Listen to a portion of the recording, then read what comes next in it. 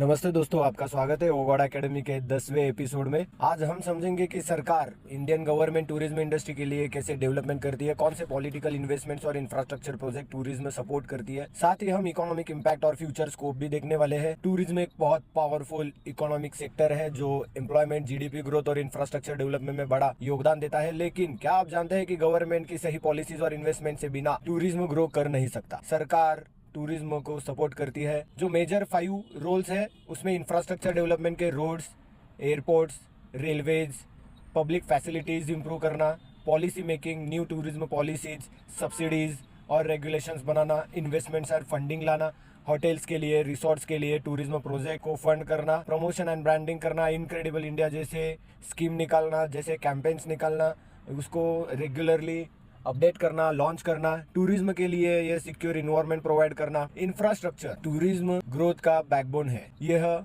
Major government project है जो tourism को बूस्ट कर रहे हैं इंडियन गवर्नमेंट की तरफ से। 4 धाम रेलवे प्रोजेक्ट 2017 में स्टार्ट किया गया था। 327 किलोमीटर का railway line, 74,000 kilometre, 327 kilometre long railway line, 74,000 crore की इन्वेस्टमेंट।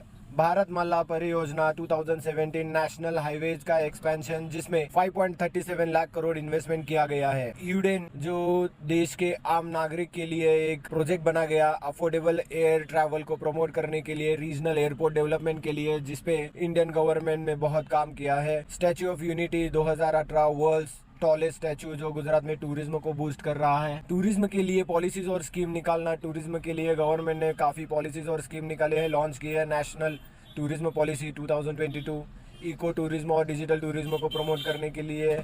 प्रसाद स्कीम 2015 पिलग्रिमेज के लिए और स्पिरिचुअल टूरिज्म के लिए। Swadesh Darshan scheme based on tourism circuits develop करने के लिए, रिंग रोड डेवलप करने के लिए। E visa on arrival foreign tourist के लिए, वीजा सर्विस इजियर करने के लिए। गवर्नमेंट की पॉलिसीज और इन्वेस्टमेंट टूरिज्म इकोनॉमी के इम्पैक्ट करती है। देखते हैं कुछ स्टैटिस्टिक्स जिसपे जीडीपी का कंट्रीब्यूशन टूरिज्म इंडस्ट्री का है, जिसमें 9 से 10% of GDP 16 to 19 lakh crore अपने इंडियन जीडीपी का टूरिज्म सेक्टर कंट्रीब्यूट करता है। एम्प्लॉयमेंट में tourism sector 4 crore plus employment generate करता है डायरेक्ट। फॉरेन एक्सचेंज में 30 billion from international tourist only. Growth of domestic tourist 2023 में 1.8 बिलियन डोमेस्टिक ट्रिप्स रिकॉर्ड किए गए हैं। गवर्नमेंट टूरिज्म की रेवेन्यू कैसे कमाती है? ये कुछ मेजर सोर्सेस है जिसमें गवर्नमेंट टूरिज्म से रेवेन्यू कमाती है। Taxes on hotels and airlines, GST, luxury tax और service tax, entry fees on monuments and parks,